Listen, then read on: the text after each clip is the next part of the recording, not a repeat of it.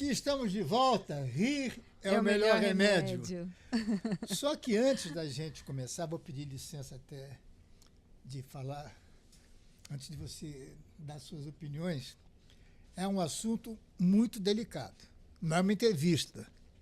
Nós estamos recebendo nossos amigos aqui nesse estúdio maravilhoso. Não é debate, não é opinião. Tanto é que era para vir uma pessoa de outra... Como é que eu vou dizer? De outra denominação. De outra denominação. Religiosa, né? Mas religiosa. Vamos falar de religião.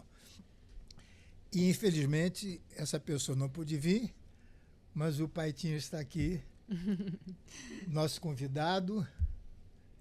E é um prazer recebê-lo. Prazer é meu. E a gente vai desmistificar aí esse lado, né, amor?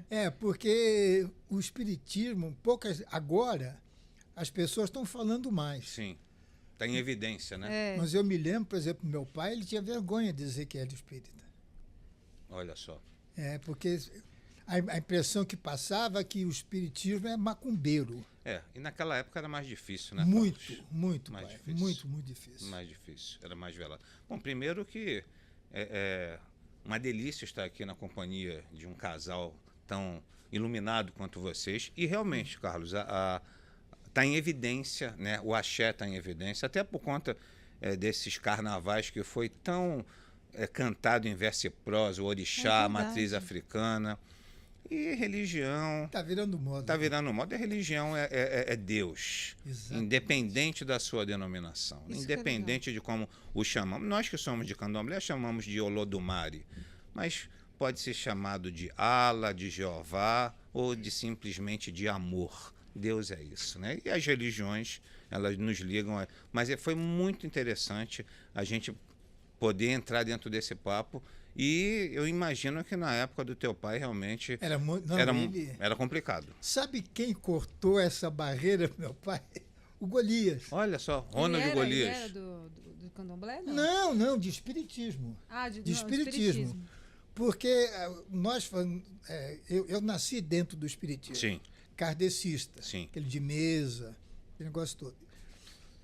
E o meu pai tinha vergonha. Ele foi um médium maravilhoso. Mas ele não gostava que falasse isso. E o Golias era a única pessoa que ia na nossa casa participar do centro, que era meu avô, minha avó, meu pai, minha mãe, eu e o Golias. Fazia o evangelho. Sempre nós. Evangelho que é outra linha, né? É uma outra linha que é dentro do espiritismo, né? De Kardec, que é aquela higienização no lar, é muito interessante. Entendeu? Muito então, interessante. Era uma coisa assim que meu pai tinha medo. Depois eu vou contar coisas engraçadas. Mas ele era médium, né? Nossa, que médium maravilhoso. Mas ele descobriu quando, amor, que ele era médium? Isso eu não sei. Mas foi bem já lá atrás mesmo. O que eu sei é o seguinte, a minha avó, em 1929, meu pai tinha 17 anos de idade. E a vovó ficou com problema aqui no estômago. Ela morava no Rio. E ela foi ao médico, o médico disse, olha, a senhora está com um mioma. E vamos operar, que esse mioma está crescendo. Aí uma amiga dela disse, olha, antes de operar, vamos lá no centro em Madureira, que tem um centro assim e tal. E minha avó era católica, portuguesa, aquelas portuguesas que frequentavam a igreja, aquele negócio todo. E ela foi... E um médico chamado Maia Barreto, ele como é que diz? Ele incorporou. Eu estou com muito medo de fazer esse papo de hoje, que eu não quero ferir ninguém. E nem é o nosso objetivo. O meu objetivo é contar a minha história. Sim, uma experiência. E você passar pra gente, né? E vou chamá-lo de você. Sim, né? Lógico, nós somos amigos, queridos. E aí a minha avó foi nesse centro, e esse médium disse que esse mioma seria um dia médico como ele foi. E o Fernando nasceu em 1930, meu tio. Sim. Meu pai tinha 18 anos. E não era mioma, e virou-se um dos maiores médicos, talvez o mais laureado pediatra do Brasil. Então você vê que coisa maravilhosa, né? Essa foi despretensioso, levaram eles até Madureira ali, incrédulos, e veio essa revelação. E, geralmente a espontaneidade, como muitos de nós somos levados a conhecer um centro espírita, geralmente nós vamos ou por curiosidade ou pela dor, né? Porque é muito comum a presença do catolicismo no Brasil, né? É muito comum. A maioria. E todos nós que somos espíritas somos cristãos também, mesmo candomblecistas. Isso é muito bom você falar. Mesmo candomblecista, porque é impossível nós não sermos devotos de Nossa Senhora da Aparecida, padroeira do Brasil, e os santos que muitas vezes nós nos identificamos. A religião de matriz africana, ela veio para o Brasil na época da escravatura e se fixou aqui. O espiritismo, que eu acredito muito que seu pai teve a reticência dele, é uma religião muito nova, né? O espiritismo de Allan Kardec surge na França em 1857. Então, é muito novo, diante de tantas outras crenças. Mas a maioria das pessoas vão, às vezes, levadas despretensiosamente e acabam se identificando. E veio essa profetização. Não era um mioma e tinha uma criança vindo por aí. E médico, né? E médico, exatamente. E até hoje, isso tem o quê? 100 anos? Quase? Já tem um tempinho. Mais de 100 anos. No sábado, eu estava doente, estava muito mal. Dor na coluna, né? Dor na coluna insuportável. E chamei por esse médico. E tenho certeza que deve ter sido atendido. Fui. Estou aqui. É bem interessante o que você falou, porque assim, eu cresci num lar católico e evangélico. Olha só. Então, assim, duas, né, diferentes, mas sempre se respeitando. E fui mesmo entender o espiritismo depois de uma perda, depois de uma dor. Sim. E eu acho que o espiritismo, independente se é Allan Kardec ou Candomblé, uma crença. Eu não gosto nem de falar de religião, porque religião é uma coisa que rotula tudo, né? Sim. É uma crença que te dá um conforto, dependendo do que você está passando. Eu sinto muito isso, né? E às vezes as pessoas olham com outros olhares para o candomblé como se fosse uma coisa do mal. Esses dias mesmo eu estava conversando com uma funcionária lá em casa. E eu falei, você tem que entender a história do candomblé, né? Existe uma história por trás disso, existe ajuda, eles ajudam muito as pessoas. Então eu até queria que você falasse um pouquinho, né, amor, sobre isso, porque existe o misticismo, sim, né? Veja, o candomblé sempre foi uma religião um pouco difícil de ser interpretada. Porque é uma religião de matriz africana que tem ritos e ritualísticas seguindo essa tradição, com dialetos. É uma religião muito tribal, onde a percussão, os sons dos ilus, dos atabaques, assim como a nossa Umbanda, que é uma religião genuinamente brasileira, a Umbanda também é de matriz africana, mas a Umbanda é genuinamente brasileira. Brasileira? Brasileira. A Umbanda é brasileira. E por quê? O negro, quando chegou aqui, ele foi... Existe um equívoco muito grande que se fala há muito tempo no Brasil. E a gente poderia aproveitar esse momento para poder desmistificar isso. Os antigos falavam que os negros eles cultuavam seus orixás na senzala, na época das grandes fazendas cafeicultoras, as grandes fazendas que plantavam algodão. Então o negro ele praticava a sua crença religiosa dentro da senzala. O que são os orixás? Os orixás são elementos da natureza, são divindades da natureza, como, por exemplo, Iemanjá, que é um dos orixás mais populares do Brasil. O que é Iemanjá? É o mar. Aquilo é Iemanjá, aquela fonte natural de energia, de força. Mas o que é verdade é que o negro não praticava a sua crença dentro de uma senzala. Ele era submetido a quase 20 horas de um trabalho árduo, forçado, e na senzala ele apenas se alimentava e descansava o quanto ele podia. Quando houve o êxodo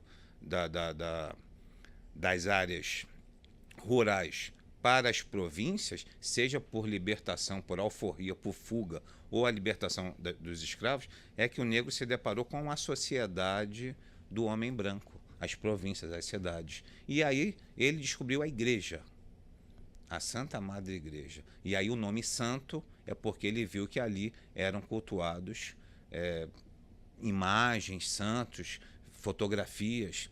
Então ele trouxe o santo e houve o tal do sincretismo, né? Associou o orixá africano o São Jorge e Ogum. Isso, exatamente. São Jorge Guerreiro. São Jorge Guerreiro. Ogum. É o melhor exemplo. Ele é Ogum.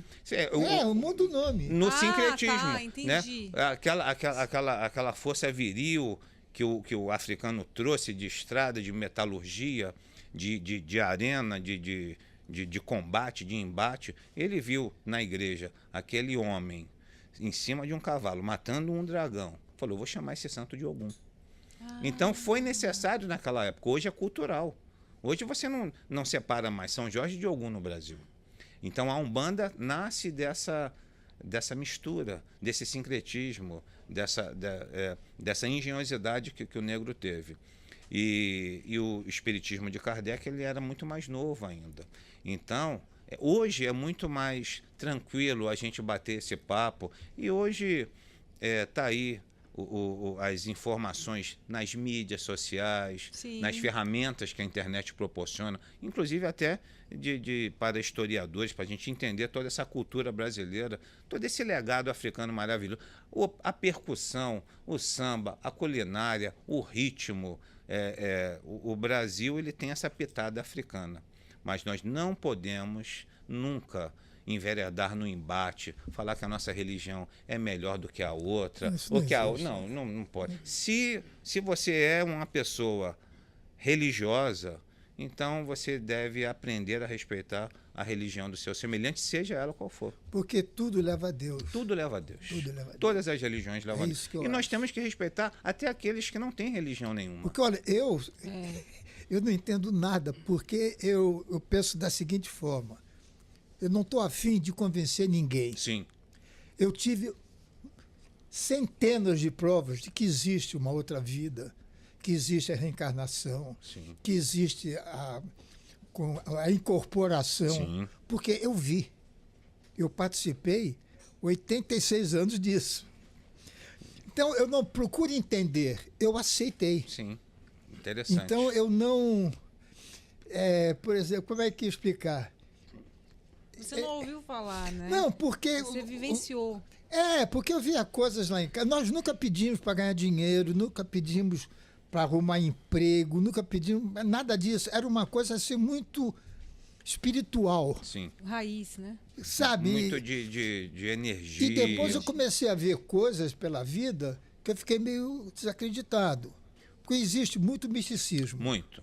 Muita mistificação. Inclusive, isso me prejudica, o pai. Muito charlatanismo. Porque como eu sou consciente, eu me lembro de 50%, 60% do que eu estou falando. Eu só não consigo parar de falar aquilo, Sim. de fazer aquelas coisas.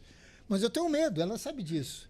Mas eu acho assim que em toda religião, toda crença, vão ter as pessoas sérias e as pessoas que não são sérias. O descalabro está em Deus. todos os campos da Em sociedade. todos os campos. No campo religioso, no campo profissional, no campo governamental, na sociedade como no todo, né? O descalabro. Mas é muito interessante nós realmente sabermos o que nós buscamos. Seja um caminho, seja saúde, seja um aconselhamento. Agora, dependendo do estado de fragilidade, às vezes o ser humano ele se deixa envolver muito facilmente por outras questões. E o espiritismo, ele realmente, eu acho que pregar o espiritismo, querer transformar outras pessoas em espíritas, talvez essa não seja a missão do espírita. A missão do espírita... Eu faço por mim. Exatamente. É simplesmente a espontaneidade. Sabe? Evoluir nele mesmo, Nós né? não, eu tenho uma opinião pessoal. Converter outras pessoas ao candomblé não resolve a vida de ninguém. Você pode e deve continuar com a sua crença, seja ela qual for. Católico, cristão, pentecostal ou de outra denominação.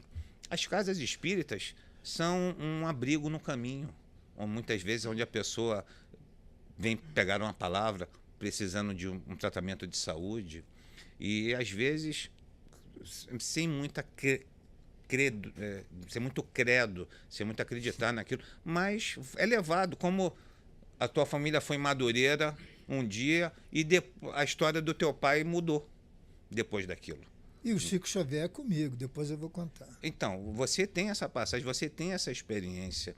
Então, muitas vezes, esse abrigo no caminho pode nos dar algo sutil, leve, mas né? leve que vai. Então, não mude a sua crença. Ninguém é obrigado a deixar de acreditar em algo que se acredita. Mas nós sempre temos que estar abertos a receber aquilo que o universo nos dá. E às vezes o universo nos dá tão gratuitamente. Né? E serve como uma orientação, às vezes, né, Paitinho? Sim, vamos supor, como saúde, saúde. Como E uma... eu acho. Não, termina. Não é isso, serve como Uma orientação. dúvida, Umbanda, qual é a diferença da Umbanda para o Candomblé? Candomblé é o que joga búzios. Sim, o Candomblé ele é um pouco mais fiel à matriz africana. Então, as músicas que são cantadas no xerê, que é aquela cerimônia pública musical, geralmente nós que somos de Queto, cantamos em Yorubá. Nós louvamos o orixá, as nossas rezas, os oriquis, os adorás, as rezas cantadas, são todas entoadas em dialeto Yorubá. E a Umbanda, ela é genuinamente brasileira. Ambas as religiões cultuam o orixá.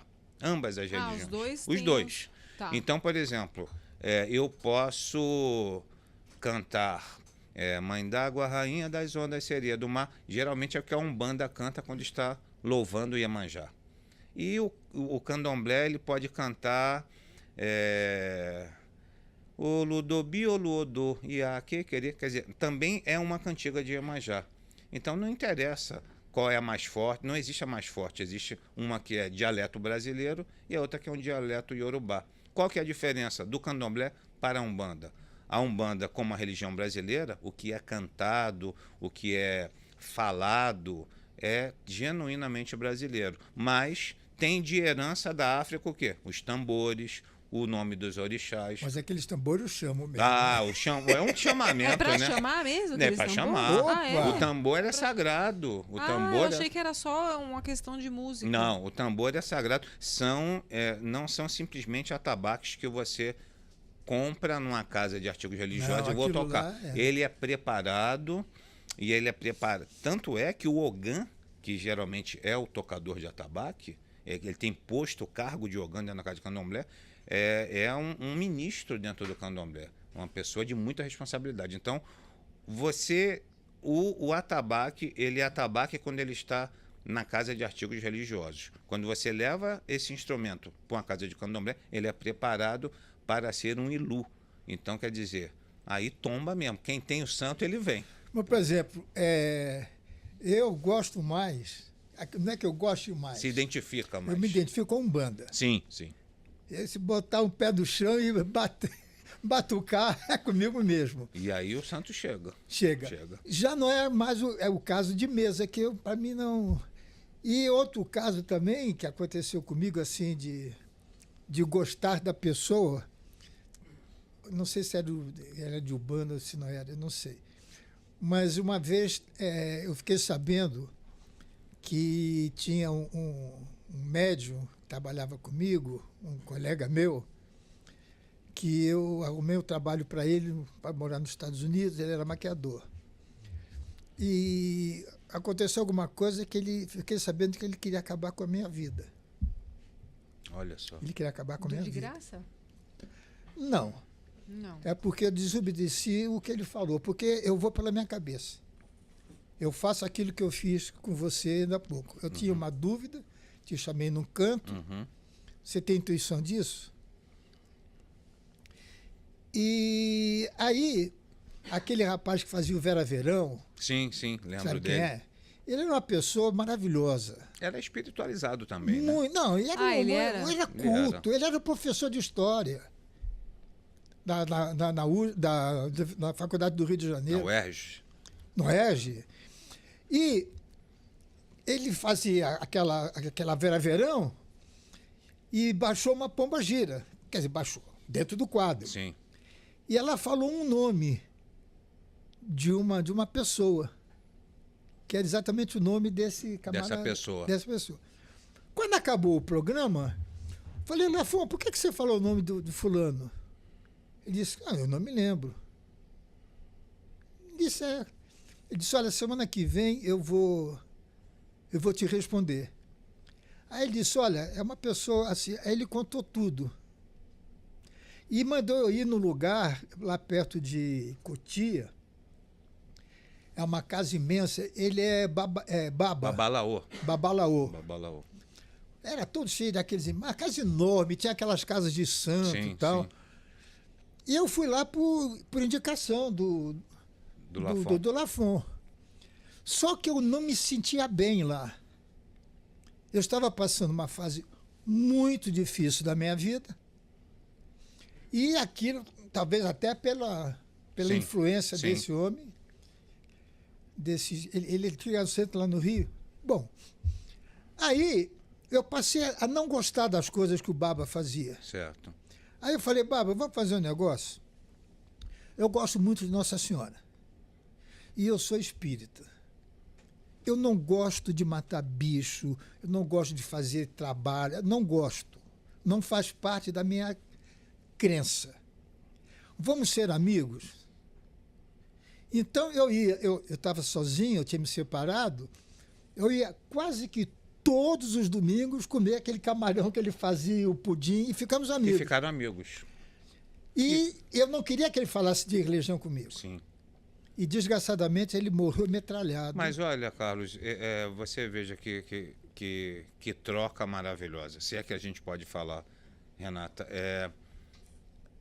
É muito importante o que você acabou de falar. Nós não temos como nos submetermos a praticar alguma coisa que realmente vai contra a nossa sensibilidade. Nossa essência, né? Isso é afinidade, né? A religião de matriz africana, muitos dos rituais, eles são realmente tribais, diante dos dogmas e da liturgia da matriz africana.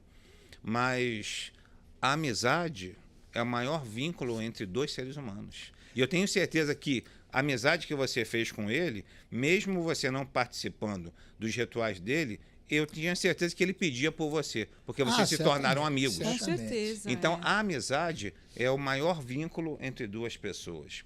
E quando você buscar ajuda, principalmente uma ajuda religiosa, é sempre bom você entender como aquilo vai entrar dentro da sua alma. E se você tiver qualquer reticência, faça igual você fez. Cria o vínculo de amizade. Porque ele era um cara maravilhoso. Ele foi assassinado, uma coisa terrível. Levou mais de 20 tiros da cintura para baixo. Olha só. Nossa, Isso são as adversidades. Isso está relacionado também aos caminhos dele nessa presente encarnação, que já não está mais aqui entre nós. É engraçado. Pode falar. Não. Agora também não falo. Não, é que assim, esse assunto é interessante, que a gente tem muita curiosidade, né? Sim. Esse é um assunto que a gente vai ficar a noite inteira falando. Vai baixar santo. Porque assim, o que a gente não vê, né? O que a gente não vê, a gente tem a curiosidade, Sim. desperta no ser humano, né? Sim. O mistério, o proibido, muitas vezes, né? E aí, às vezes, eu fico me perguntando, existem vários tipos de mediunidade, Sim, né? muitos. Existe aquela mediunidade que você sente, Sim. você entra num lugar e fala, nossa, esse lugar aqui tá estranho. Existe aquela intuição que às vezes você fala, não vou fazer isso, eu sou muito intuitiva. Eu só faço aquilo que realmente eu me intui, assim, né? E existe a de ver, de incorporar, né? De ouvir. Então isso independe da religião, né? Independe da religião. Umbanda. Existem muitas pessoas que são católicos, que são adventistas, que são hindus ou praticam religiões orientais e têm a mediunidade aflorada. Chico Xavier, nosso querido saudoso Chico, ele foi católico de berço, porque no interior de Minas Gerais, né? Os pais eram católicos. Os pais eram católicos. Inclusive a madrinha, que furou ele com garfo, madrinha que, né, puxou muito a orelha dele, católico. Ele nasceu em Pedro Leopoldo, né, no interior de Minas. Então, mas ele não tinha tanta convicção da religião católica. Ele foi criado desde novinho. Desde novinho, os fenômenos já aconteciam com ele, ele não sabia explicar, cansou de apanhar, cansou de ser escarneado na escola onde estudava, porque as coisas aconteciam. Uma criança de 3, 4, 5 anos de idade. E, então, a mediunidade ela é presente na pessoa por uma questão de um instrumento que nós somos. A mediunidade não nos traz poder. Nós não somos melhores do que ninguém, muito pelo contrário.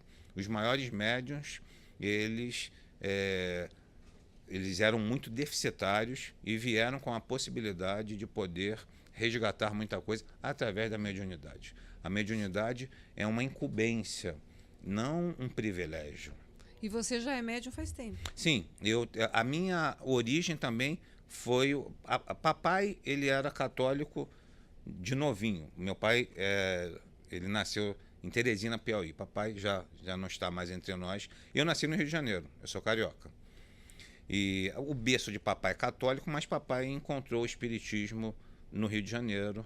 Papai, ele ingressou para a Marinha, por isso que ele saiu do Nordeste e foi para o Rio de Janeiro. Fez carreira na Marinha. Mas nós tínhamos na família uma macumbeira, toda a família tem uma macumbeira. Então a minha tia, isso que eu queria saber. toda a família tinha uma macumbeira. O que é o macumbeiro? Macumba é uma dança. Na verdade, macumba é uma dança banto, uma dança da tradição de Banto, na tradição de Angola. Uma dança, uma cerimônia dançante, que tudo dentro do candomblé é com dança. Ah, é? Tudo. A nossa louvação ao orixá, o xirê, que é a festa pública, é com dança, é a exaltação. Nós louvamos o orixá cantando e dançando para ele. E a macumba é um ritmo de dança da tradição de Banto, Angola. Uma vez como se fosse uma coisa ruim, mas... Não, aí o que ficou? Ficou aquela coisa pejorativa. O trabalho. O transe, ele é frenético muitas vezes, né? E como é um pouco difícil de você, quem não é do candomblé, quem não é do santo, ver a pessoa tremendo e gesticulando alguma coisa, pronto, aquela pessoa ali... Já é macumbeira. Já é macumbeira. Então, a macumba ficou muito associada a esse transe frenético, essa coisa musical, difícil de interpretar, mas fácil de identificar. Quando eu vi o que estava acontecendo, é macumba, é macumba, é macumba. Então, a macumba, ela pode ser uma coisa que você identifica rápido. É do santo, é macumbeiro. Mas a pessoa... Tem muita gente que fala, nossa, morro de medo de macumba. Eu não tenho medo de macumba. Você tem, amor? Tenho. Medo? Medo. Eu me borro de medo. De macumba? De Sabe ver por quê? alguma coisa. Eu escutei... Não ver tudo bem, mas assim... Não, de uma macumba? macumba, O que de uma chama de- pessoa... Que nem a macumba você tá falando que é uma dança. Então, mas a gente não tem- agora, macumba é tudo. Macumba é Você você não tá abrindo a boca, tá com macumba.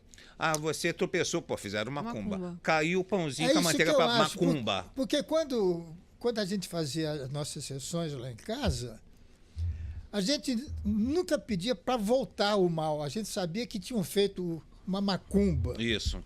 Uma Pedia macumba. para se livrar Então aí, daquilo. ó, você já direcionou a macumba pro mal. Não, Porque mas eu necessariamente- vejo... Não, mas não é, querida, sabe por quê? Porque a palavra macumba é para tudo É agora. pejorativo É quase. pejorativo, tudo. Pô, vou fazer uma macumba que eu tô precisando melhorar. Pô, vou fazer uma macumba que aquela pessoa tá me enchendo o saco. Quer dizer, a macumba é tudo. Macumba virou tudo. Tudo. Então depende da intuação. Né? Por exemplo, a Grande Rio foi campeã recentemente do Carnaval Carioca. Meus parabéns a essa grande agremiação, que cantou em verso e prosa a nossa tradição e louvou bastante Exu. Nos nossos parabéns. E Pô, então fizeram uma macumba boa, hein? Ganharam, entendeu? Então, e a outra escola quebrou o carro ali agora. Não, fizeram a macumba para a escola, Não, se ficou macumba pembada. funcionasse, Então, né? os lá na campeonatos Bahia, da Bahia acabam tudo empatado.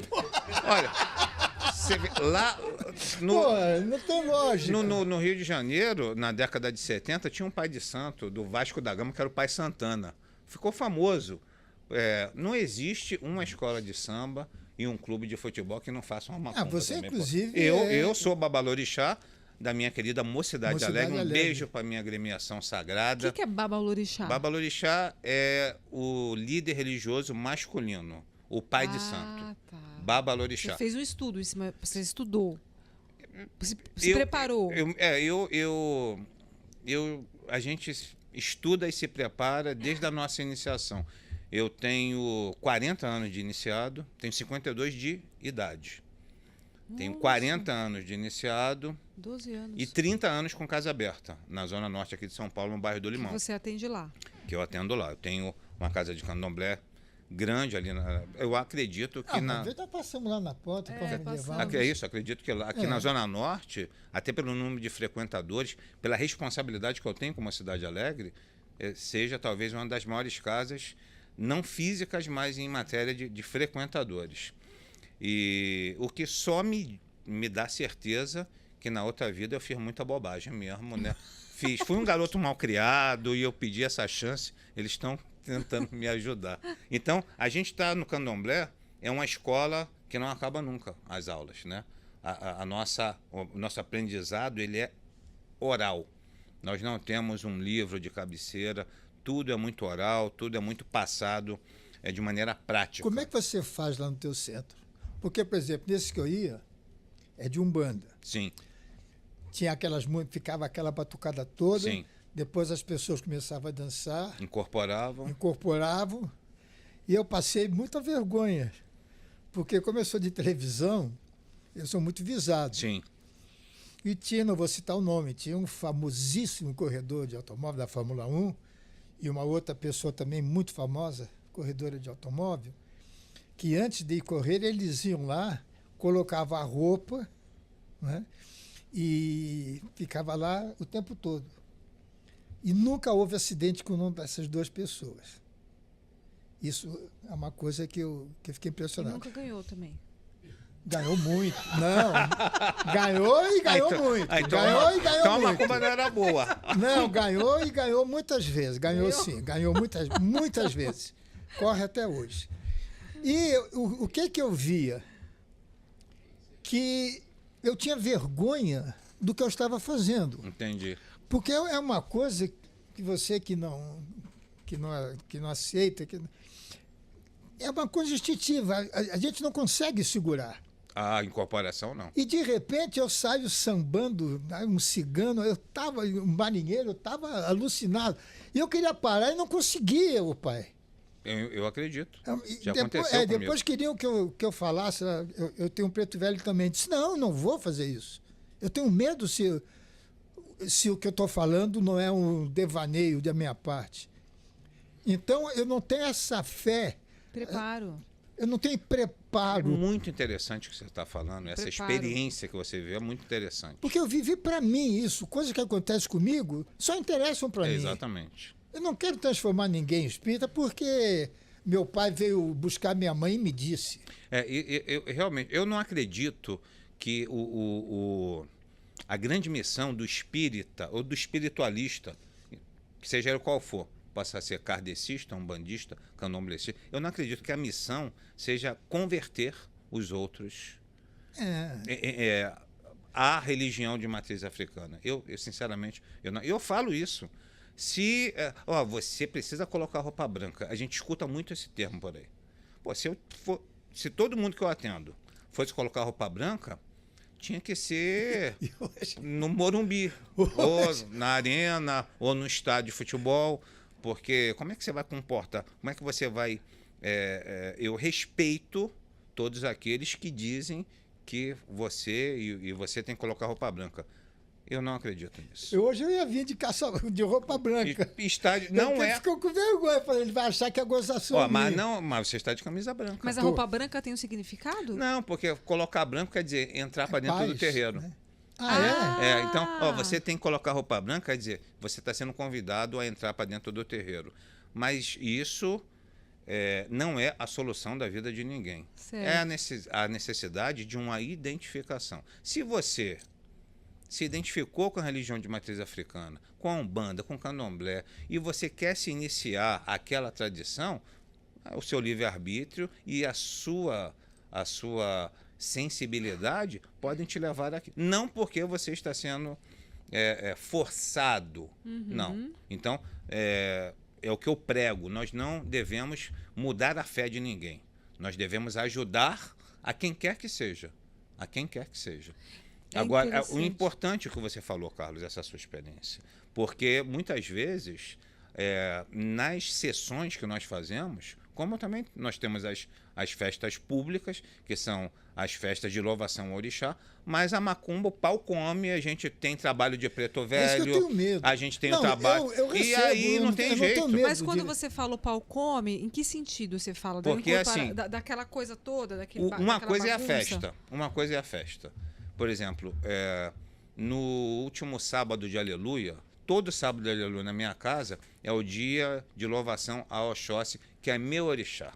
Meu orixá. O meu também. O seu também. Então eu quero aproveitar e pedir para que meu pai Oxóssi abençoe e dê caminho, fartura de prosperidade e saúde a todos que nos ouvem e aqueles que não nos assistem também. Então, nesse dia é dia de festa lá em casa. Festa pública, festa de Oxóssi. Eu quero ir lá um dia. Vai ser um prazer. Você sabe que você vai estar ali em casa com seu amigo. Então, assim, é um dia de festa. Mas não é um dia de atendimento. Então, o pau come é um dia de atendimento. Por quê? Porque as entidades que nós chamamos vão lá para poder promover o assistencialismo a quem assistencialismo. vai... Assistencialismo. É uma ajuda para as pessoas que estão necessitando, seja ela qual for. Eu costumo dizer que é o trauma, né? Você, senhora que é médica, né, minha querida Renata? É como se a gente recebesse no PS uma pessoa... Então vão pessoas com... Eu recebo centenas de pessoas, o primeiro sábado de cada mês, lá em casa, passam aproximadamente umas 500 pessoas. Nossa! Em consulta. Então, o que leva essas pessoas são problemas pertinentes à vida de cada um. Entendi. Então, quer dizer, independente de quem for, que for nesse dia, será atendido. Deixa eu só te falar uma coisa que eu achei interessante. Eu fiquei menos... nunca tive preconceito com nenhuma religião. Nunca. E na minha casa, eu sou a única que penso assim, dessa forma. E eu fiquei menos assim, como que eu vou dizer, menos resistente depois que eu comecei a conviver com o Carlos Alberto e vi que ele tem essa mediunidade, vi que ele tem tudo isso, mas que ele é uma pessoa boa, que não faz mal a ninguém. Exatamente. Então, ele não faz mal a ninguém. Então, assim, às vezes as muito pessoas pelo contrário. Muito pelo contrário. Muito Eu nunca vi o Carlos Alberto sair de casa para falar, vou fazer tal coisa. Então, assim, o que eu penso? Eu penso assim, que a gente tem uma referência muito errada. Porque às vezes a pessoa fala, ela é do candomblé, ela é da umbanda. É da macumba. É da macumba. Acho que está indo fazer coisa errada para alguém, prejudicar alguém. E o Carlos Alberto me tirou isso. Porque eu achava, não que eu achava 100%, mas falava, é da macumba, você tem alguma coisa. Precisou casar com um macumbeiro para saber que a macumba é coisa boa, tá vendo? Não, olha que maravilha. Medo é porque quem gosta de botar pólvora, descarrego de fundanga, né? Aquilo me dá um uruca. Me dá também. Eu jogo assim de longe, ó, sai feitiço. O negócio pega fogo. Por que é aquilo? Porque aquilo ali é o elemento fogo que nós temos que respeitar. São os elementos da natureza. Né? A terra, que é muito poderosa, Onila é Mojubá. A terra dentro de todos os seus mistérios, de tudo que emerge da terra. A água, que nós fomos gerados na água, na placenta materna que nos deu vida. A água é vida. Em cada gole d'água que nós bebemos, é Oxum que está nos abençoando, a Senhora das Águas Doces. O ar, pela nossa própria existência e subsistência, nós precisamos do ar. E o fogo. Veja como o fogo nos aquece, como o fogo nos permite, após a descoberta do fogo, a humanidade avançou significativamente. Mas o fogo também é destrutivo. O fogo também ele é um elemento que você tem que respeitar, porque a combustão mal aplicada, ela realmente pode causar impactos muito negativos. E você... Então, quando nós lidamos com fogo no sentido de neutralizar alguma coisa que naquele momento é necessário. Então, o elemento que será empregado naquele momento não é do nosso arbítrio, e sim os nossos amigos espirituais é que nos intuem qual é a maneira de tratar desse ou daquele caso. Mas o fogo tem que ser tratado com muita responsabilidade. Muita responsabilidade. Eu peguei do meu pai esse chamado medo. Que meu pai, ele tinha medo de receber. Ele também recebia? Pô, Nossa Senhora. Medo de incorporar, né? Medo de incorporar. Meu pai era fantástico. E agora vamos rir um pouco. Uma vez a gente fazia um programa em Santos e tinha morrido um cantor, Francisco Alves. Sim. Isso foi em 1950. De nome nós conhecemos. E era muito amigo de meu pai. Um dia eu era menor de idade, eu tinha 16 anos quando 17 anos quando isso aconteceu. A gente estava em Santos, ele tinha um programa de rádio, eu estava sempre grudado nele.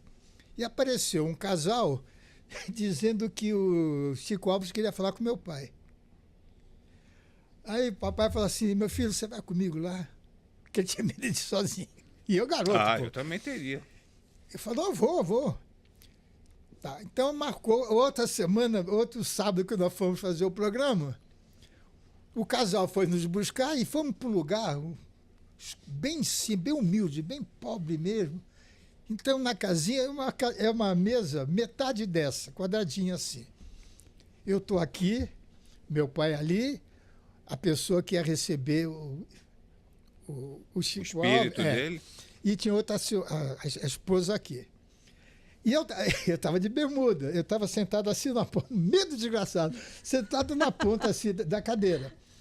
E apareceu, baixou o espírito, Nóbrega, que saudade, sei o quê. Meu pai era médio, a gente sabe quando é. Disse, não, você nunca me chamou de Nóbrega. Não, Manuel, não, você nunca me chamou de Manuel. Você é a única pessoa que me chamava por um nome. Se você disser como é que você me chamava, eu vou acreditar que é você. Só que meu pai foi ficando irritado, porque o espírito estava...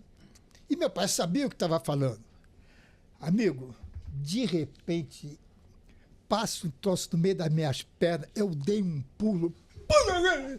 Era um gato que estava com o rabo para cima e passou no meio das minhas pernas. Meu Deus do céu. Eu me urinei.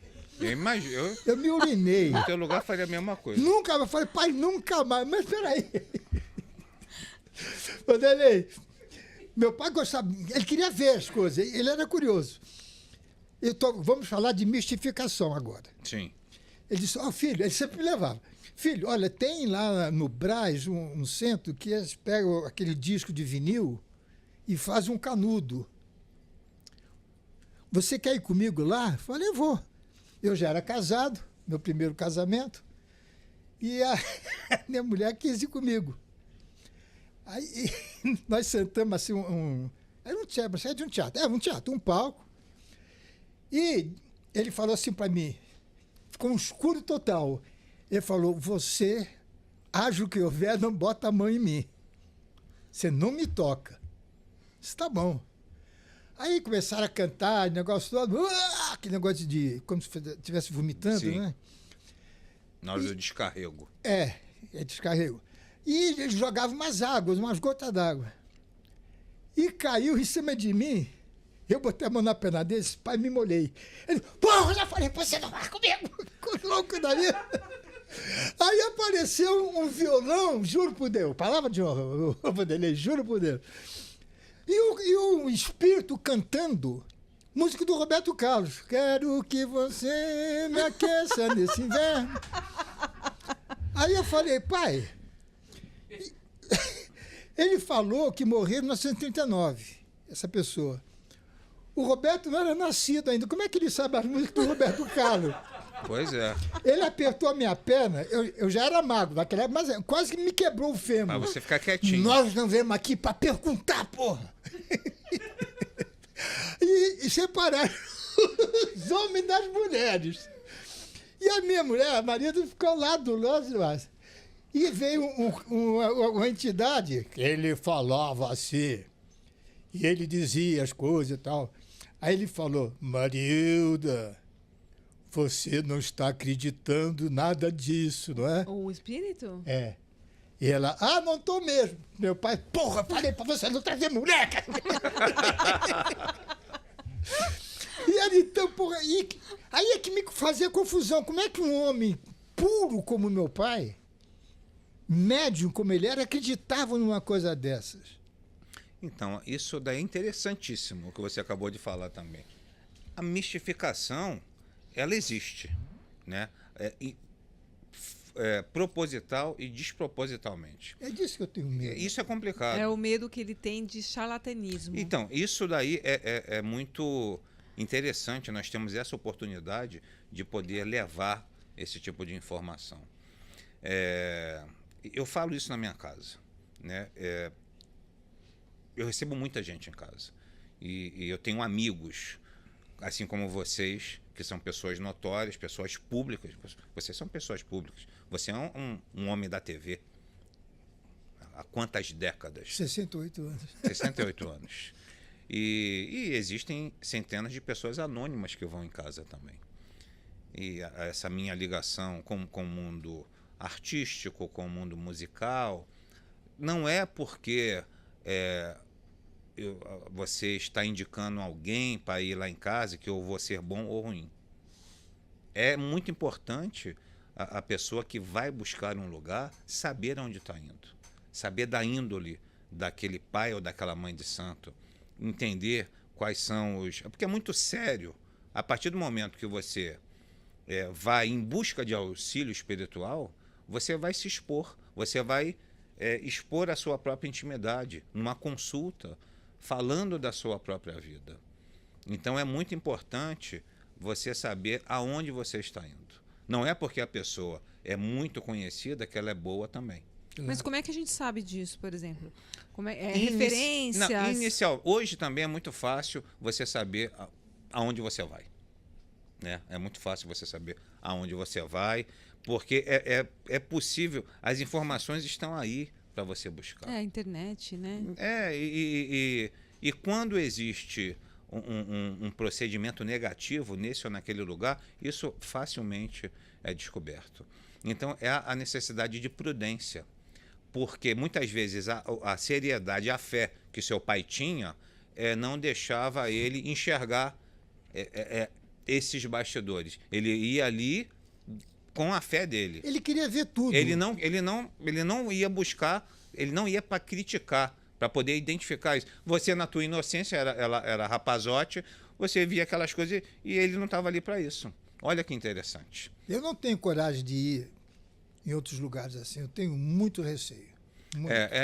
Muito importante sabermos aonde vamos. Nós fazemos nosso trabalhinho em casa, esses lugares... eu faço as orações todos os dias, eu sou uma pessoa de muita fé, então eu estou sempre fazendo minhas orações, eu sempre falo para o Carlos Roberto, vamos orar e vigiar, né? Independente de ser religião, porque às vezes o pessoal fala orar e vigiar é coisa de crente. Não é. Não. Orar e vigiar, e às vezes eu penso, vigiar não é só o outro, é vigiar você.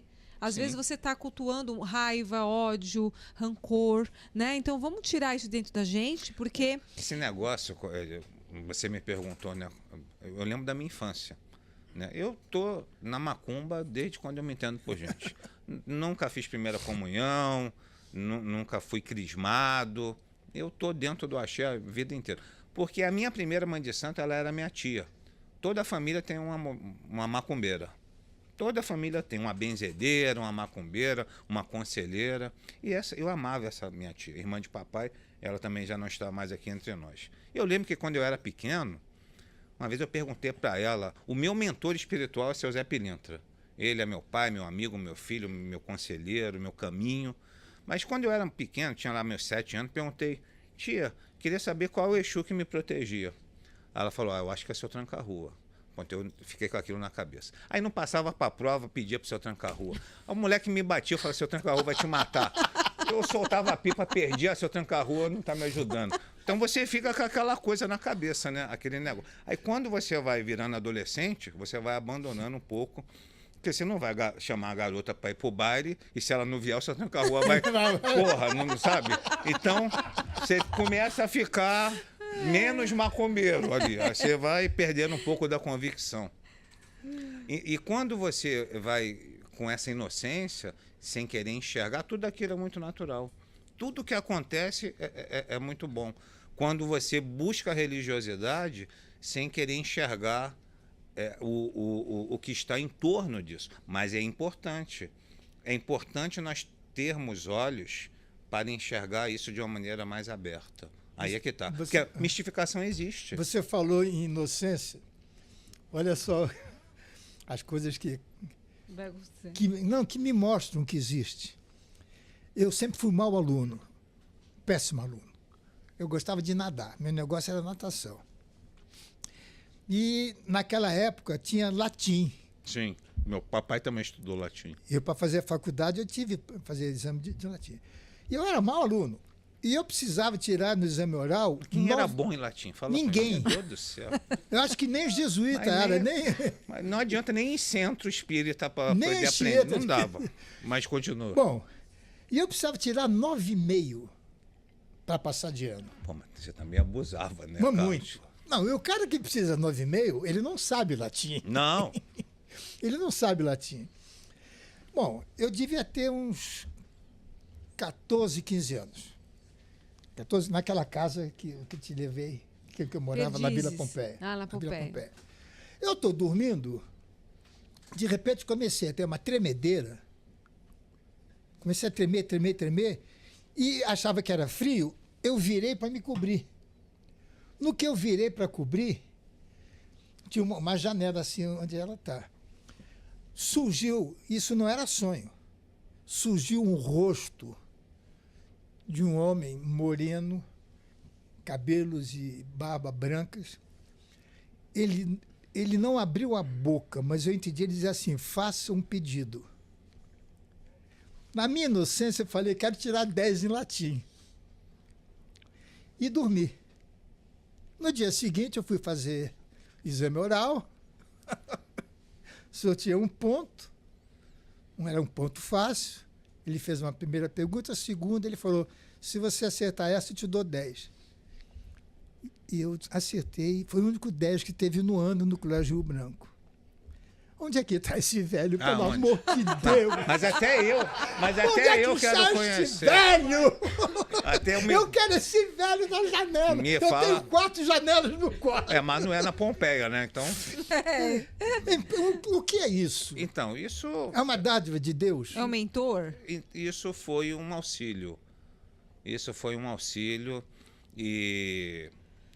Engraçado que ele não vai voltar mais, né? Ah, não. Porque eu precisava tanto dele. Porque é isso, acontece essas coisas e a gente isso é do brasileiro.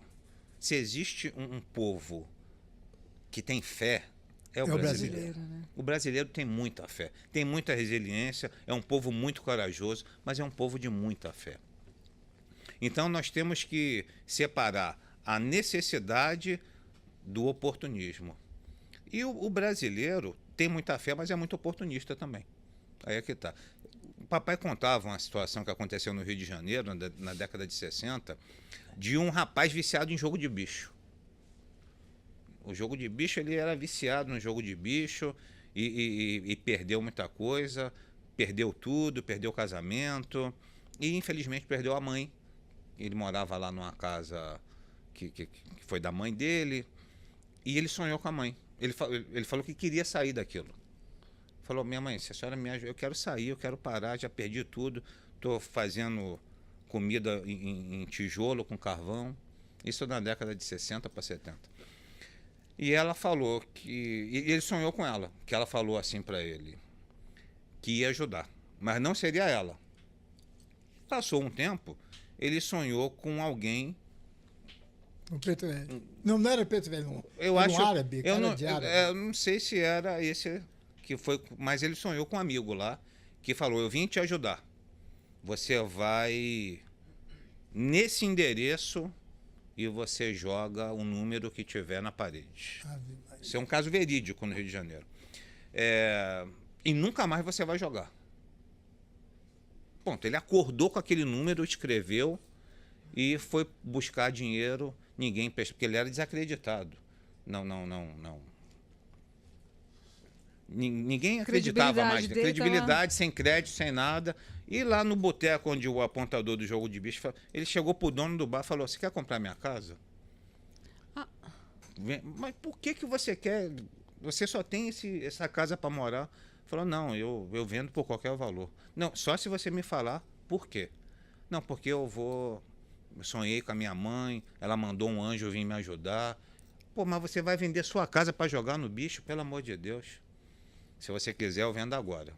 Vendeu não sei por quantos cruzeiros, não sei que moeda era na época. E era lá no extremo zona norte do Rio de Janeiro. Ele estava ali no Catete, que é no centro da cidade, você conhece bem.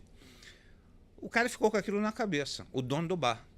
Ele falou: não, pô, eu vou ver isso de perto. Pegou o carro e foi lá no endereço, que era um casebre velho, abandonado. A parede não tinha nada. O cara caçoou dele, pegou um pedaço de tijolo e colocou um número qualquer. Ele vai chegar aqui, ele vai ver esse número e vai jogar. E pegou o carro e foi embora. Pois o cara foi lá, viu aquele número, jogou, deu na cabeça o dinheiro da casa. Isso é um caso verídico. Que loucura! Que loucura! O sonho, ele é uma forma de trazer informações? O sonho é uma forma de comunicação. De comunicação. O sonho é uma forma de comunicação. Eu tenho muitos sonhos reveladores, de revelação. O sonho é uma forma de comunicação. O sonho é a libertação da alma, é a hora é a hora onde o nosso corpo repousa e o nosso espírito realmente ele se liberta. Mas temporariamente. Onde é o sonho e onde é a realidade? Por que eu estou dizendo isso? Você falou no pai. Eu tenho muita ligação até hoje com meu pai. Muita. Ele está em todos os meus momentos. E ele morreu sem sentir dor. Ele morreu de câncer, mas um câncer de pâncreas, que não dói.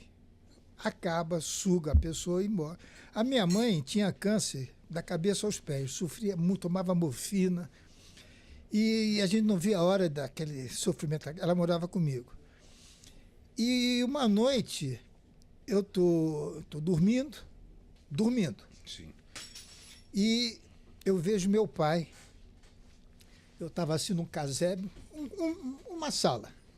E um campo verde lindo, lindo, lindo, lindo. Ele entrou e disse: meu filho, eu vim buscar a tua mãe. E eu vou levá-la, você não vai chorar, você não vai ficar desesperado, porque ela vai comigo, ela vai ficar comigo. E ele foi pegá-la no colo e disse: cuidado, pai, que ela tem câncer nos ossos, ela não pode quebrar nada, fica tranquilo. Pegou, botou minha mãe no colo e saiu. Minutos depois, a enfermeira bateu na porta: seu Carlos, a dona Dalila está morrendo.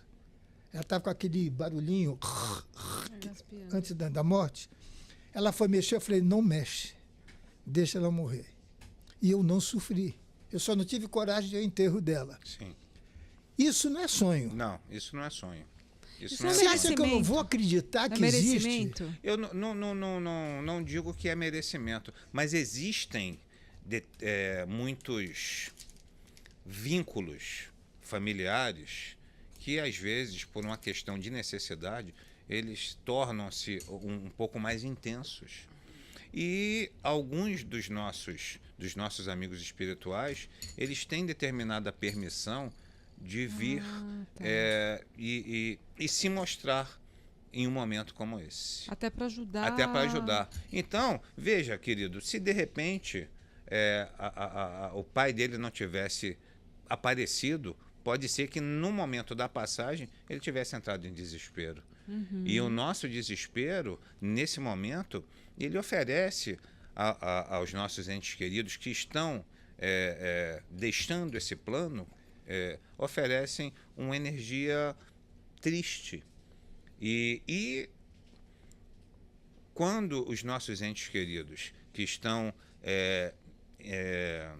acometidos por doenças, o espírito, naquele momento, ele já tem a consciência que a matéria não vai se regenerar, o espírito quer se libertar, quando ele sente realmente que está chegando o momento do seu retorno ao plano espiritual. Então, eu digo, Renata, para você, que mesmo as pessoas que não têm mediunidade, como o Carlos tem, porque para o pai dele aparecer, você precisa ter a mediunidade que você tem para poder, aquela visão, como você mesmo falou, existem dezenas de mediunidades. A vidência, a clarividência, a mediunidade de psicografia, psicofonia, a mediunidade de cura, a de incorporação. Existem muitas mediunidades. Então, para que nós possamos ver um espírito, seja ele qualquer, nós temos que ter a mediunidade de visão.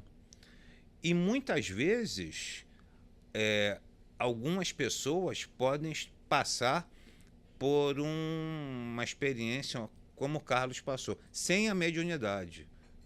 Mas acredite, ele também está sendo assistido naquele momento. Naquele momento, aquela pessoa que está se despedindo do seu pai ou da sua mãe, que não tem a mediunidade, também está tendo um auxílio espiritual naquele momento. Porque nós acreditamos no equilíbrio divino.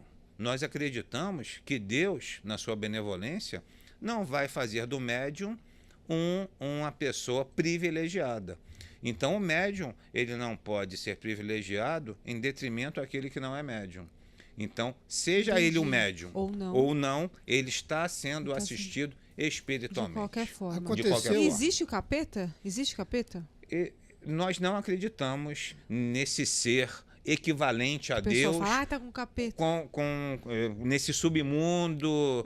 No candomblé, Exu é do mal? Não, no candomblé, Exu é um orixá magnífico. Exu é orixá.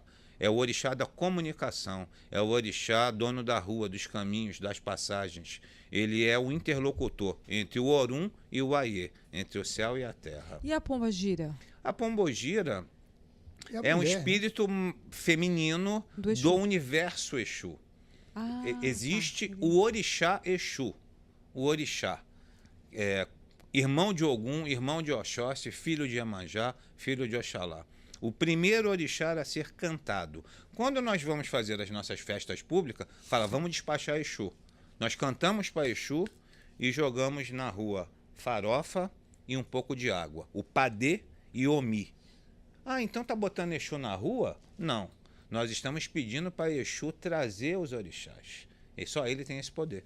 Além do atabaque, quem tem essa comunicação, nós não somos dignos do orixá nos ouvir. Quem leva a nossa súplica é Exu. Então, Exu, dentro do candomblé, é o primeiro orixá a ser louvado. E é o orixá dos caminhos. Entendi. Dentro da Umbanda, nós temos entidades que vibram na energia de Exu, que são nossos amigos Exus e Pombogiras. Como seu Tranca-Rua, seu Marabô, seu Tiriri, seu Sete Encruzilhadas, são nomes muito comuns dentro da Umbanda. Como as Pombogiras, Maria Padilha, Dama da Noite, Sete Saia, Pombogira Cigana. Então, o que é a Pombogira? É um espírito feminino... Que já foi gente.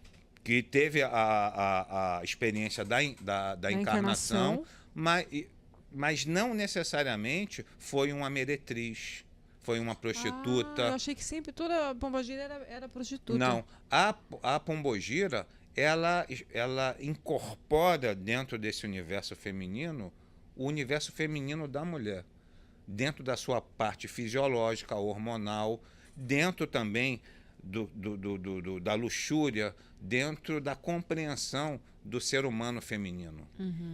E a mulher é muito mais do que apenas uma fêmea que se apodera do homem, porque a mulher é muito mais forte do que o homem. Muito mais forte. Vocês... A minha, então... vocês são poderosíssimas. Vocês são poderosas. A minha Tem que poderosa. É poderosa. Então, a pombogira é o espírito feminino do universo Exu. Entendi. Que, entre outras coisas, também domina a sexualidade, que é uma das energias mais presentes no ser humano.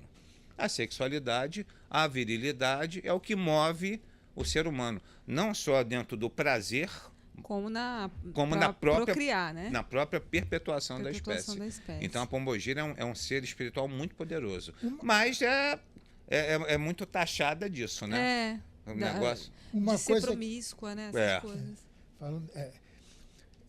falando sobre isso, eu não sei até que ponto eu tenho dificuldade de entender o seguinte.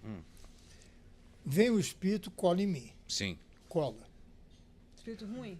Espírito ruim. Ah. Eu começo a sentir dor, aquele que aconteceu em Orlando foi uma loucura. Depois foi a primeira conto. vez que eu vi uma coisa absurda. Por que é necessário eu ter que receber o meu Exu para tirar isso de mim? Porque o nosso Exu é o nosso guardião, é o nosso protetor. Mas por que ele permite... Mas por que eu tenho que me incorporar? Ele não pode tirar sem eu ser incorporado? Aí que eu tenho medo? Então, veja, o médium vidente, que tem a melhor de vidência, ele não vê só coisa bonita.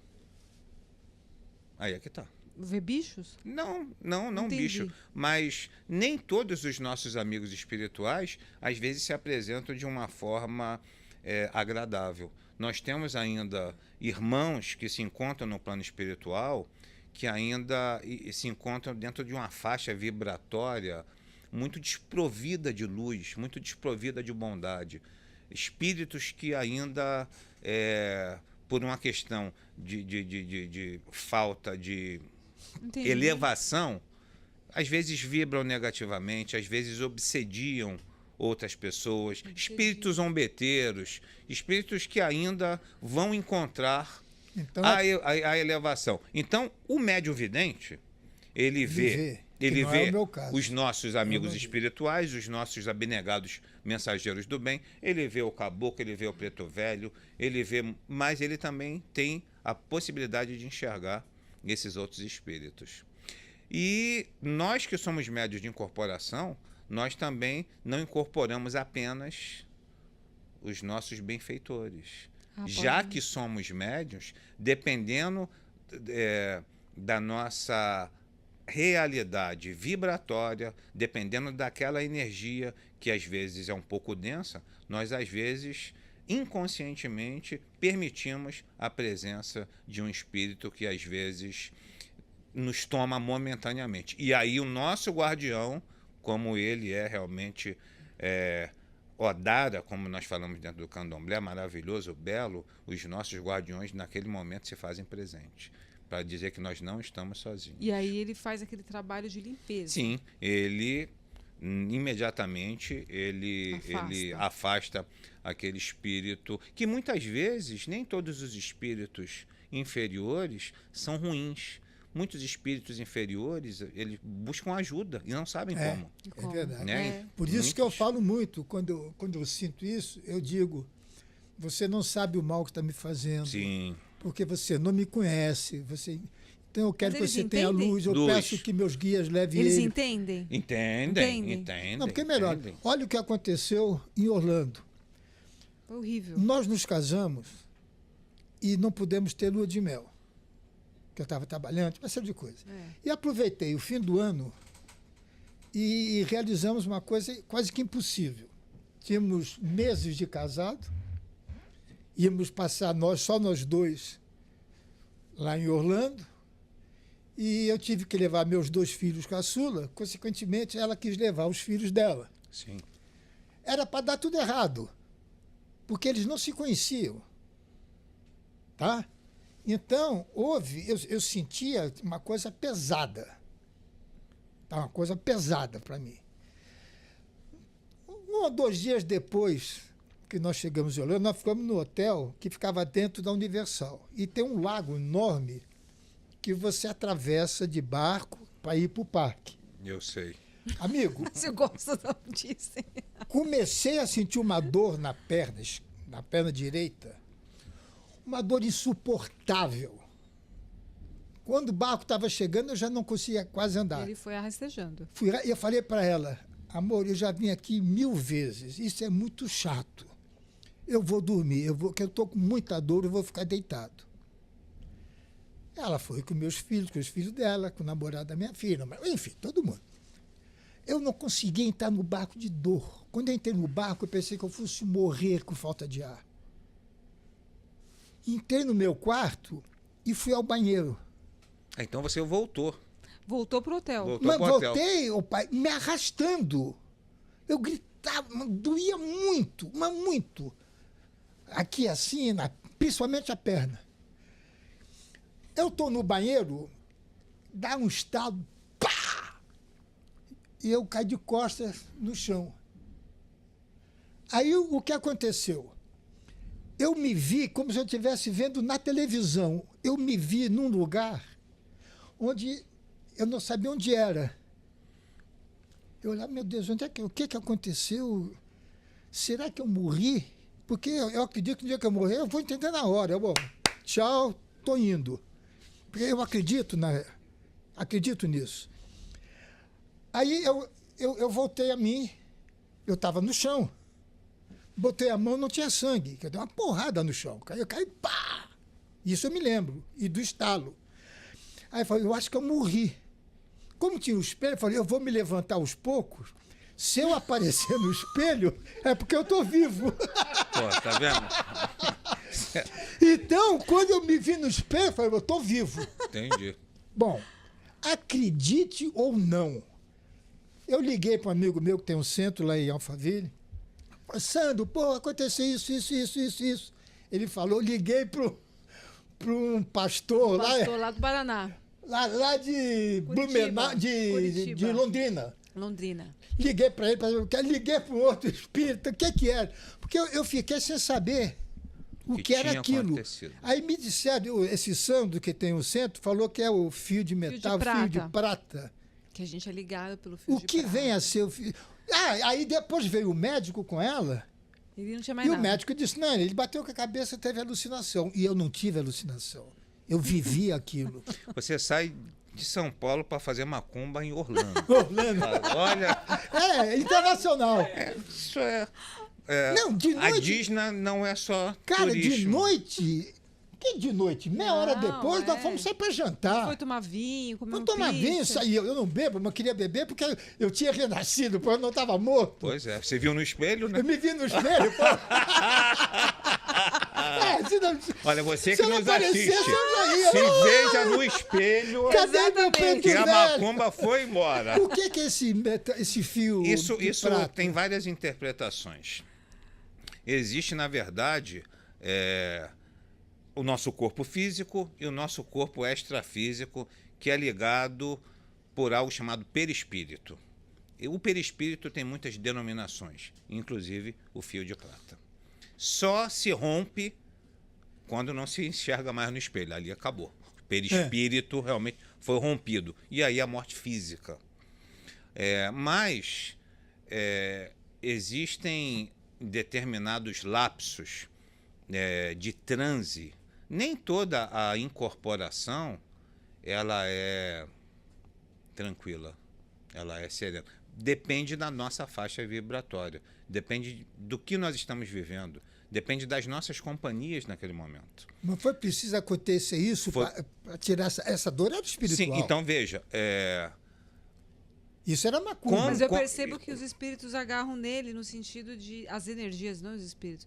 As energias ruins agarram na parte física, na parte de músculo, então, de osso. Isso é a sensitividade do corpo físico.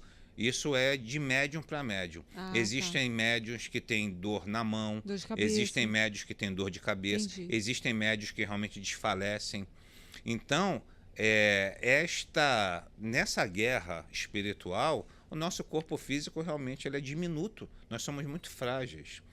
E aquela carga negativa que você estava sentindo, aquele estalo, aquilo que estava te causando dor física, a dor, você é médica, doutora, e uma excelente médica, diga-se de passagem. Obrigada. Então, às vezes, a dor física, ela pode ser contínua e pode despertar outros agravantes. Inclusive a parte coronária, a parte cardíaca, que é uma consequência de uma dor muito, muito aguda, muito intensa. Então, eu acredito piamente que houve a necessidade desse estralo para poder romper, para poder neutralizar aquela dor física que ele estava sentindo, que trouxe ele de volta para o hotel. Então, naquele momento, aquela injeção é tão dolorosa. Qual, Bezetacil? Bezetacil. Bezetacil é horrorosa, mas às vezes é necessária. Então, eu acredito, de uma maneira pejorativa, que foi uma Bezetacil. Foi necessário esse estralo para poder separar aquela influência negativa e depois você voltou ao equilíbrio. E ficou bem depois. Não, fiquei ótimo. Ele ficou ótimo. E assim, ele falando, tenho mas não é por isso que precisa acontecer de novo, pelo amor de Deus. Pelo amor de Deus. Né? Ele falou assim, tenho certeza que foi macumba. Mas a macumba, Paitinho, a macumba pega? Sim, toda a vida. Mas pega assim, por exemplo, em mim, nele, fulano, cicrano. Sim, sim. Mas pega como? Se, por exemplo, um dia, acho que alguém falou pra mim assim, o Divaldo, uma pessoa iluminada, uma pessoa que vigia. Eu tenho a grata satisfação, né, de conhecê-lo também. Que trabalho maravilhoso, lindo, né, Divaldo. O trabalho dele, intuído por nossa querida Joana de Ângeles, que é a mentora espiritual de Divaldo Pereira. O trabalho dele lá o maior tribuno em espiritismo do mundo, o maior orador. Eu leio bastante coisa dele. Nós e somos aí, amigos. Já pensou, você joga uma macumba no Divaldo, não vai pegar? Não. Não, veja, não quer dizer que não vá pegar. Aí é que tá. O médium... Não chega a ele. Não, o médium está sujeito a tudo esse tipo de mazela. Como eu, como ele. E ele, logicamente, eu não me comparo a ele, porque ele é um médium de primeiríssima grandeza. Né? As nossas mediunidades são diferentes e a nossa liturgia é totalmente diferente. Mas todo médium, ele não tem o corpo fechado. Não tem? Não tem? Não. Ninguém Seja tem eu, como Babalorixá, todos nós... Agora, se nós formos mais ortodoxos, se nós formos mais religiosos, isso não quer dizer que nós estamos invulneráveis. Quer dizer, não. A coisa pega, mas de uma maneira não tão agressiva, mas pega mesmo assim. Então, infelizmente, nós ainda vivemos num plano... Os espíritas falam que o planeta Terra foi formado como um plano de prova e expiação, e agora é um plano de regeneração. Falam. O espírita fala isso. Nós ainda estamos em uma realidade encarnatória onde o livre-arbítrio produz muito dano ao seu semelhante. Infelizmente, nós estamos sujeitos a qualquer sorte. Nós, infelizmente... ligamos, por exemplo, eu acordo já com aquele programa matinal do SBT, os jornais, que é o Primeiro Impacto. Né? Eu acordo antes das 6 da manhã, está passando o Primeiro Impacto. Pô, todas as notícias que passam ali são ruins. É assalto, é morte, é homicídio, é acidente, e vai até meio-dia. Geralmente eu saio de casa às 8 horas, saio da minha casa e vou... que eu não moro nas dependências do meu Ilê-Orixá, mas é muito próximo. Então, nós vemos todo esse tipo de descalabro. Né? Hoje, por exemplo, a Ucrânia está em guerra com a Rússia. Né? Então, se materialmente o ser humano, infelizmente, ele tem a possibilidade de poder agredir o seu semelhante... espiritualmente também não é diferente. Então, existe sim o livre-arbítrio, existe a injustiça, existe a covardia e existe também a falta de escrúpulo, de dignidade, tanto de alguns médiuns quanto de alguns espíritos, que por motivos de afinidade fazem o mal, produzem o mal. E existe a lei do retorno, né? E existe a lei do retorno, mas existem as nossas proteções espirituais. As nossas proteções. Como Deus, nosso grande Criador, Olodumare, o Pai de todas as criaturas, o Espiritismo, ele narra Deus de uma maneira que eu acho muito bonita. A inteligência suprema, causa primária de todas as coisas. Deus, na sua benevolência, nunca nos abandona. Nós nunca estamos sozinhos. Se, como um caso que aconteceu com seu marido, e ele estava sozinho, mas ele não estava sozinho espiritualmente. Paitinho, eu tenho muita proteção. Não estava. Agora, as nossas proteções também são um pouco proporcionais ao que nós as buscamos. Como você que tem a prática da oração dentro do lar, dentro desse convívio que vocês dois são muito parceiros, são muito cúmplices, trazer a luz, a oração para dentro de casa, fazer com que ela possa se ramificar em todas as dependências do lar de vocês, para que aquilo possa blindar a nossa porta contra as mazelas espirituais. Isso não existe nada tão profundo e imediato quanto a oração. A presença espiritual benéfica se faz presente. Você sabe que toda noite, quando eu vou dormir, eu tenho uma Nossa Senhora ali numa salinha, eu ponho a mão assim na cabeça dela, porque eu não rezo, Você eu converso, ora. Isso. eu falo. Eu digo, proteja a minha mãe, a sua alma, sei o quê, tarará. E como é que uma pessoa que ama Nossa Senhora como eu amo, que tem Jesus como a coisa maior que surgiu, como é que eu sou espírita? Você é médium.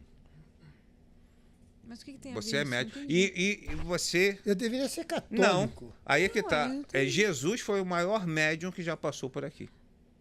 Se existe um médium de primeiríssima grandeza que passou por esse campo de encarnação, foi Jesus Cristo. E na época que Jesus passou, não existia o catolicismo. Ele não veio para fundar a igreja. Quem fundou a igreja Dom Pedro. foi Pedro. Não, Foi Dom Pedro. Foi Pedro. Pedro foi o primeiro papa. Ele fundou a igreja católica. Eu falei Dom Pedro. E a igreja também tem outros interesses, né? Políticos e tudo mais. A religião é falha porque o homem é falho. Uhum. Né? O homem é falho dentro da sua própria existência. A mediunidade, ela é um efeito extrafísico que acontece com algumas pessoas. Então, você deve continuar sendo essa pessoa que você é, esse homem generoso, esse coração bondoso, essa pessoa admirável, esse amigo que você é. Deve continuar sendo devoto de Nossa Senhora e de Jesus Cristo, nosso Senhor, e você vai continuar sendo médium. Olha, Ô, Paitinho, deixa eu só tirar uma última dúvida, né? Que, existem sinais de que existem energias rondando, tentando interferir? Existem sinais Existem, assim? sim. Quais são assim os sinais que a gente pode ficar um pouco atento? São aquelas, por exemplo, uma irritabilidade. então, são aquelas coisas que destoem do normal. Do normal. Né? Essa coisa que nem tudo é macumba, Certo. mas muita coisa é. Aí é que tá. Então não é porque o pão caiu, o copo quebrou, então é macumba. Não, nem tudo é macumba, mas ela sempre está presente. Então, se existe... A nossa vida, ela tem as suas nuances, nós temos os nossos momentos, e assim nós vamos tendo a experiência do que é mais ou menos normal. Pequenas coisas que fogem um pouco daquela normalidade, e quando aquilo, muitas vezes, traz uma interrogação, existe uma possibilidade muito grande da sintonia estar sendo quebrada. Tá. Então, essas pequenas intuições, elas realmente existem. Não vamos inculcar também, claro, né? Nós não vamos ficar buscando isso como uma terceira visão. Mas os nossos benfeitores espirituais, muitas vezes, eles realmente sinalizam. E eles estão ali para nos socorrer. Então, naquele momento, a comunhão se faz importante. Legal. Bom, e quem não assistiu desde o começo, eu vou voltar a dizer que o programa não é para convencer ninguém. De forma alguma. Não é para se discutir religião de ninguém. Respeitamos todas as religiões, porque, como nós dissemos várias vezes, Deus é que é o Supremo. Sim. Tudo leva a Deus. Nossa, então, não levem religião como galhofa, brincadeira, as coisas que eu fiz, porque foram coisas que realmente aconteceram na minha vida. Experiência de vida. Isso não quer dizer que você seja obrigado a acreditar nisso. É a verdade está dentro de cada um de nós. Isso, E exatamente. quero agradecer em nome aqui da patroa. Eu que Também agradeço quero esse agradecer. bate-papo Isso aqui é maravilhoso. luz da guarda. Olha só. Olha como a macumba deu certo. Tchau, gente. Beijo. Muito E obrigado, pai. E rir Adorei. é sempre o melhor melhor remédio. remédio. remédio. É o melhor Tchau. remédio. Tchau.